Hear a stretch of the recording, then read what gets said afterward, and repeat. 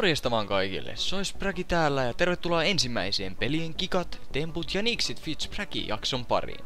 Näin ensimmäisessä jaksossa on hyvä aloittaa asiat kaikista tutuimmilla peleillä ja tempuilla, eli tänään siis käyn läpi yhden suosikkiaiheestani ja aion myös opettaa sen teille. Eli tänään olisi vuorossa Need for Speed Most Wanted Drift-tutoriaali, ja nyt on siis kyse siitä alkuperäisestä Most Wantedista, eli onko se nyt tullut 2005 vai jotain siellä päin.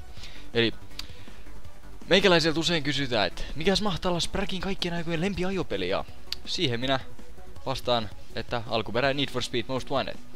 Syyt tähän ovat esim. Se oli yksi ensimmäisistä Need for Speed-peleistä, mitä olen koskaan pelannut, ja olen saanut pelin ensimmäisen kerran syntymäpäivän lahjaksi joskus naperana. Se peli oikeesti pelasti niinku koko mun talvilomaa.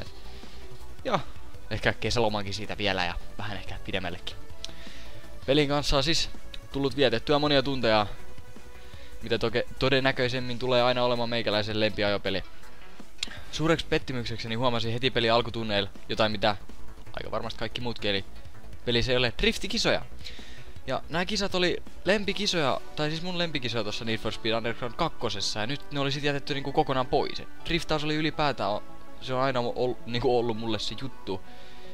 Ja nyt kun puhutaan autopeleistä, niin ei niinku mun mielestä autopeli ja autopeli, eli ei se voi driftata, ja kerta mä pidin Most Wantedista niin paljon valmiiksi, niin oli mun pakko keksiä jotain, ja nentiin sit pari videoiden jälkeen, niin huomasin, että hetkinen, että kyllähän tässä voi driftata, ja sen jälkeen mä ajattelin, että ehkä pelistä oli tän takia jätetty kisat pois. No okei, tuskin niitä oikeesti sen takia tietenkään oli jätetty pois, mutta siis peli jokaisesta takavaitoisen auton saa oikealla asetuksella aikamoiseksi driftimenopeliksi. Ja tästä pääsemmekin suoraan aiheeseen, eli driftaus Most Wantedissa. No aivan aluksi täytyy tehdä sopiva driftiauto. No peli on niitä täynnä, mutta itse valitsen Mazda RX-7, niin kuin kuvasta näkyy. Ja auto ulkomuoto jokaisella tietysti omaan tyyliin sopiva ja näin. Ja laitoin tohon taustalle nyt tän, millaiseksi mä oon tän mun oman auton nyt tehnyt. Mut kaikista niin kun varsinaisin ja tärkein asia tulee siinä, kun sitä aletaan muokkaamaan siellä performance-osiossa. Eli no, kuvasta näkyy. Eli asetukset, joista kaikki muu kuuluu laittaa ultimatelle, paitsi ne, jotka jollain tavalla nostaisivat auton kontrollia eli handlingia korkeammalle. Kun auto on valmis, päästään itse asiaan. Eli homma on varsin simppeli, kunhan jonkin sortin ohjain. Tosin ehkä mun olisi pitänyt sanoa tästä aikaisemmin. Mut joo, eli tää toimii oikeastaan vaan niin paljon paremmin, jos sulla on jonkinnäköinen ohjain. Näppäimistöllä mä en oo itse edes oikein päässyt kokeilemaan. Oikeastaan sen takia, että mä en oo vaan halunnut kokeilla. Mut mä oon kuullut, että se onnistuu näppäimistölläkin. Mut jos pelaa peli konsolilla, niin sitten ei mitään hätää, koska ohjaan valmiiksi totta kai.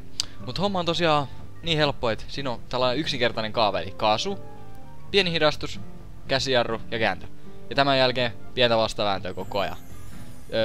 Jos tän pitää ihan oikeassa kohtaa se vastaväännön, auto pysyy driftissä, kunnes vauhti loppuu, törmää tai vain lopeta driftin ohjaamalla sen pois.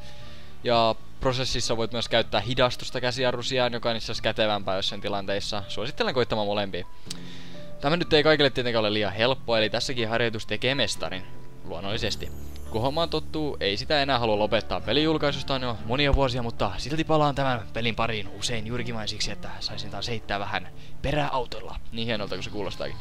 Tämä tuskin oli tarkoitus pelin kontrollia tehdessä, mutta kiitos pelin tekijöille, että ne ovat nyt tällaiset.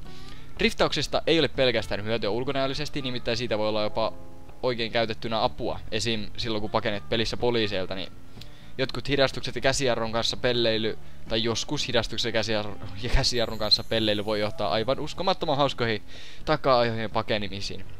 Ja varsinkin just se, että mä tykkään Most Wantedista muutenkin siitä, kun pääsee ajaa poliisiin karkuun, niin sit kun siihen vielä laittaa driftaukseen, niin mikä voisi olla enää parempaa?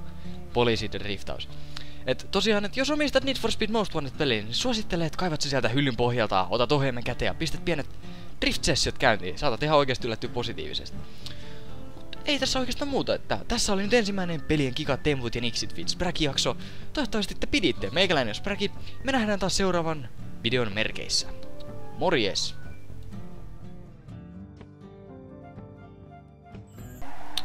Että kyllä tää on vaan niin paras peli oikeesti. Tää driftaus on aivan mahtava. Tää on esimerkillistä. Mitä?